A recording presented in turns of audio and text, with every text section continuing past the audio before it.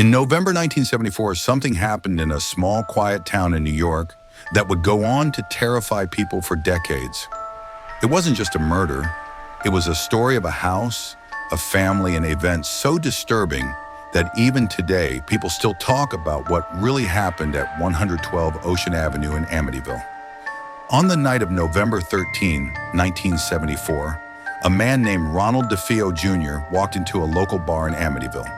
He seemed very panicked and disturbed, and everyone in the bar could tell that something was wrong with him. He told the people inside that someone had broken into his house and shot his entire family. After hearing that, a few of the men rushed with him back to his house, and what they found was something out of a nightmare, something that looked like no less of a massacre. Inside the house, 6 people were dead. Ronald's parents, 2 brothers, and 2 sisters. All of them were shot while they slept, still wrapped in their blankets. What was strange was that at first glance, there were no signs of forced entry. One of the people who came with Ronald from the club called the police. The police arrived quickly, and at first, Ronald claimed the murders were the work of a mob hitman. According to him, his family had borrowed money from the mob. He said they had been paying it back in installments, but hadn't made a single payment in the last 6 months, which he claimed is why the mob targeted them. Still, something didn't add up. Ask yourself, why would they spare Ronald, risking exposure? It didn't take long for the police to uncover the truth. After a 24-hour interrogation, Ronald confessed.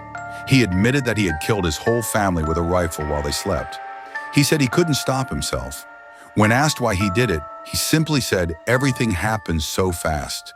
A wish purr, and he didn't know what came over him, and without second thoughts, he killed everyone. He was later sentenced to life in prison. After the murders, the house remained empty for a while. Nobody wanted to live in a place where such a brutal crime had taken place. But about a year later, a couple named George and Kathy Lutz bought the house. They got it for a much lower price because of its history. The Lutzes moved in with their 3 kids in December 1975. They only lasted 28 days in that house, let me tell you why. At first, it seemed like the perfect home. Big, beautiful, peaceful. But right from the start, they noticed strange things. The air in certain rooms would suddenly turn ice cold, even when the heating was on. They said they saw green slime oozing from the walls. Doors would slam shut on their own.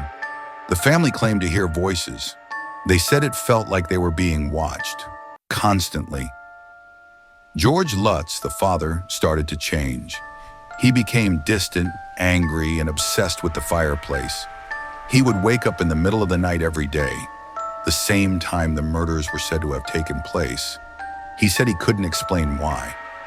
It was like something was forcing him to wake up at that exact time. Kathy, the mother, said she felt a force pushing her down in bed and couldn't move as she was paralyzed. One of the children reportedly saw an unseen figure in their room. Even the family dog started acting strange, growling at empty corners and refusing to enter certain rooms. Every day things got worse. Objects would move on their own. The smell of something rotting would suddenly fill the air. The Lutzes called a priest to bless the house. The moment he started the blessing, he said he heard a voice scream at him, "Get out!" The priest told them the house was dangerous and they shouldn't stay. Despite trying to ignore the events, it became impossible. On the 28th day of living there, the Lutz family packed up and left the house in the middle of the night. They didn't even take their belongings. They just ran. Later, the Lutz family shared their story with the media. Some people believed them. Others said it was all a lie. Books were written, movies were made.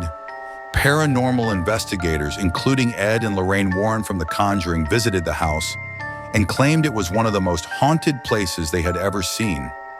The house was eventually sold to new owners, and those families said they never experienced anything unusual. But the Lutzes never changed their story. Until their deaths, they claimed that what happened in that house was real, and it nearly destroyed them.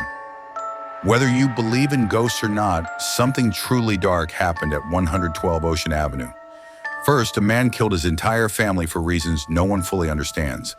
Then the next family claimed to live through 28 days of terror that they said was so real. It forced them to run for their lives. Maybe it was guilt, trauma, or something we can't explain. But one thing is clear, the Amityville Horror wasn't just a story.